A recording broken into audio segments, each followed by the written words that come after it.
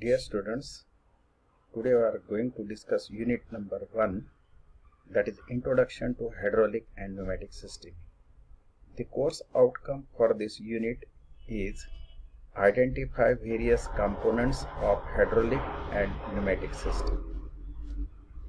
In this unit, the topic 1.2 is layout and components of pneumatic system. The unit outcome is sketch and label given pneumatic system components. I am Professor D.V. Lohar. Let us discuss the layout of pneumatic system.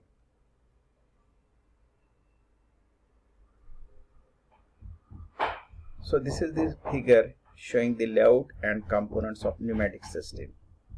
Here you will observe that the layout consists of different components. So let us discuss one by one. Air from the atmosphere, which is freely available. So this is the main source for pneumatic system. This air is the input for compressor. So first component is the compressor, and this compressor is the device which will increase the pressure of atmospheric air to the desired pressure. After that, the compressor will supply the compressed air to the air receiver. So it is nothing but a cylindrical vessel where we will store the compressed air. When this air will be filled in the air receiver, the pressure will increase and it will be indicated by the pressure gauge which is attached to the air receiver. Now this is the outlet pipe of the air receiver. You can use the on-off valve as per the requirement. The air is subjected to air dryer because the atmospheric air may contain the moisture or water particles. Therefore, it is necessary to remove the moisture from the compressed air. So this air which is dried, it is given to the service unit, which is a combination of three important components. First is the filter, second is the regulator, and third is lubricator.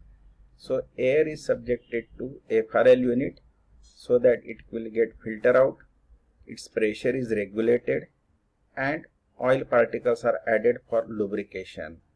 So this air is then supplied with the help of pipeline and pipe fitting to the control valves. Here you will observe the direction control valve, which is operated with the help of lever. By changing the position of the lever, we can change the direction of flow of compressed air. In this figure you will observe that the air is admitted from this end. It will go inside the cylinder. So cylinder is nothing but the actuator.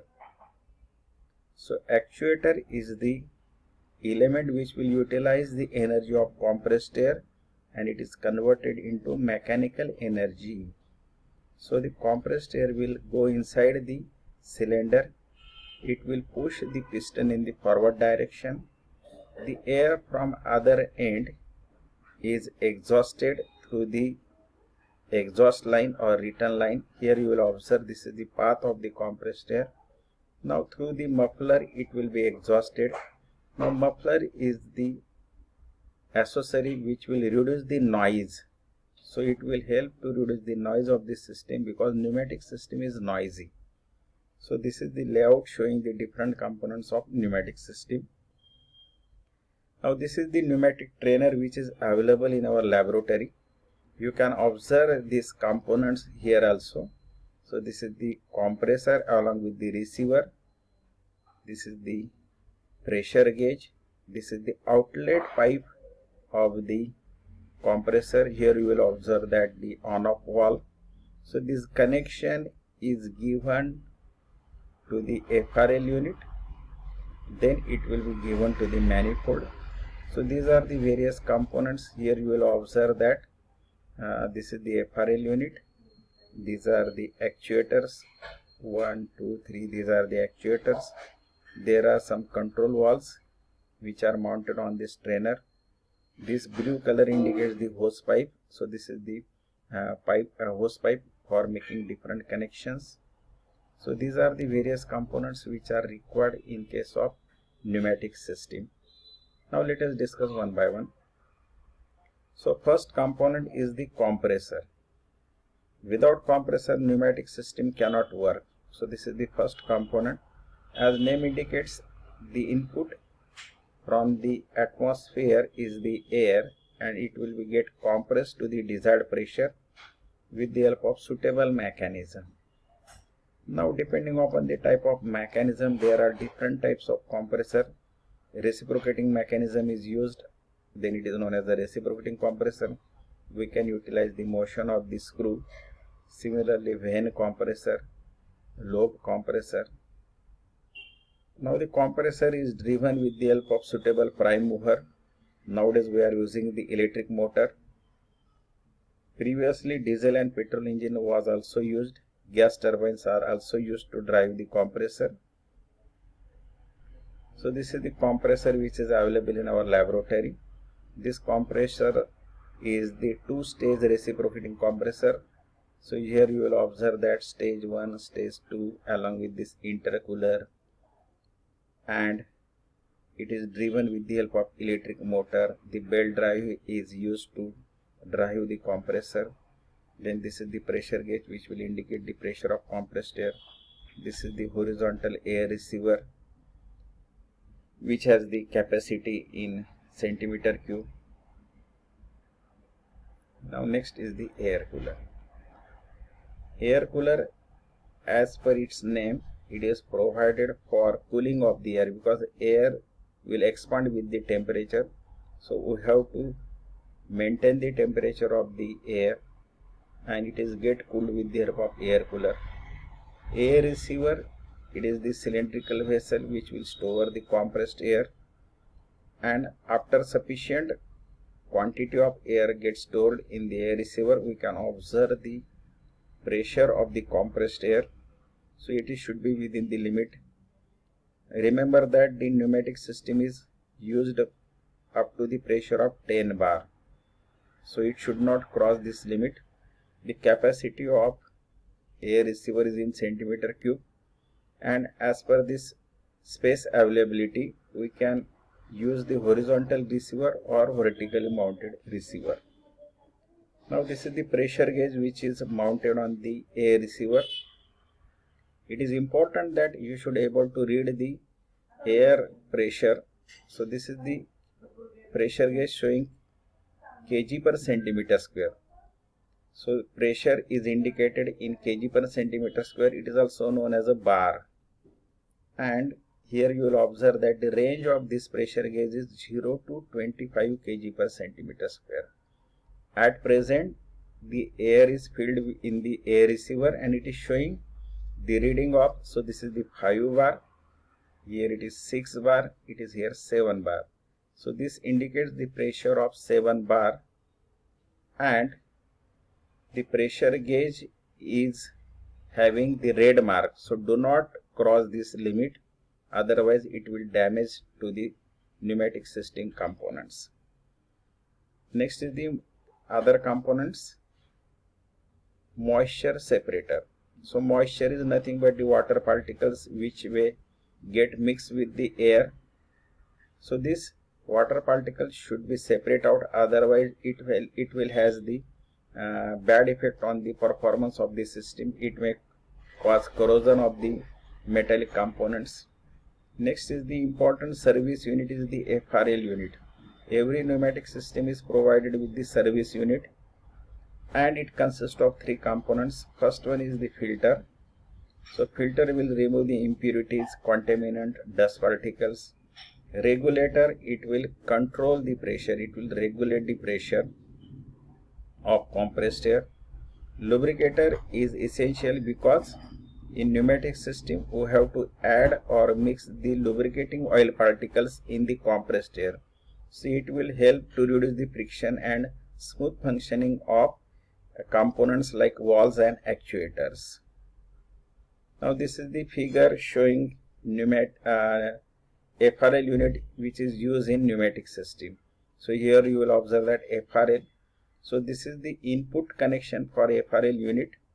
Here this indicates the filter. This pressure gauge indicates the pressure of the compressed air.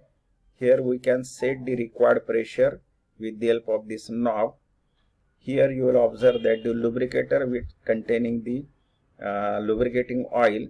So this lubricating oil is added into the compressed air, and at the outlet of the FRL unit you will get the mixture of compressed air and the lubricating oil. Now next is the control valves. So every pneumatic system is provided with some important control valves. Now their function is to control the direction of flow of compressed air. Similarly, it will control the flow of compressed air, because according to the requirement we have to change the direction or change the quantity of air flow. So most of the valves are having the name DC valves. Similarly, we are using the flow control valves. Pressure regulators are already provided. Depending upon the specific application, we may use the twin pressure valve, shuttle valve, time delay valve, and other types of valves. So these are the suitable for particularly specific applications where two operators can handle one actuator if we want some time delay operations like that. Now this is the slide showing the control valves. Here you will observe that. So this is the lever operated DC valve. So this is the lever. We can operate this lever to change the position. These are the connection points. So this is connection for cylinder. This is the connection for input. Here there is a exhaust. So this is the example of DC valve, 3x2 DC valve. Here you can observe the 5x3 lever DC valve. So direction control valve, here the lever is provided. So it is the top view of this DC valve. The two connections for cylinder. This is the connection for exhaust. On opposite side there is a connection for exhaust, and this is the connection for input of compressed air. Now air actuators. So these are the output elements of pneumatic system. Air actuators, it utilizes the energy of air and which is converted into mechanical output. So when we are using the cylinder, it will give the reciprocating motion, and when we are using the motor, it will give the rotary output. So depending upon the output, there is a two actuators, linear or rotary actuators. Now this is the figure showing double acting cylinder. So air can be admitted from both sides, this side as well as this side. Hence it is known as a double acting cylinder. In the next slide you will observe this is the pneumatic motor. So pneumatic hand tools are using this pneumatic motor. So this is the pneumatic motor for plastic die grinder.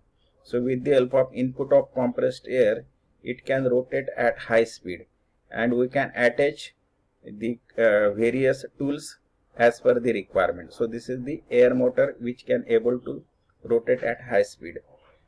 Now next is the pipelines and fittings. So every pneumatic system required pipelines for different connections, and we will also require some fittings. So when we have to transfer the compressed air from one point to the another, we will require the pipeline, and with the help of pipe fittings we can make the layout of pipelines. Now there are two types of pipes. Rigid pipes, when we do not want to change the connections, we can use the rigid pipes, and the hoses are used when it is not possible to make the connections which are changing rapidly. So pressure drop should not occur during the transmission of air from one point to the another, otherwise it will reduce the efficiency of the system. Pipe fittings are used for joining and for making connections. So we know that we are using the elbow connector, then the reducer, which are commonly used in pneumatic system. Last is the accessories. So accessories are important to improve the performance of the system. So various accessories are provided in the pneumatic system so that we can improve the performance. So it may also include the air coolers, air dryers, noise reducer or this silencer, which is also known as a muffler. Then we are also use the pressure gauges, seals and gaskets are also used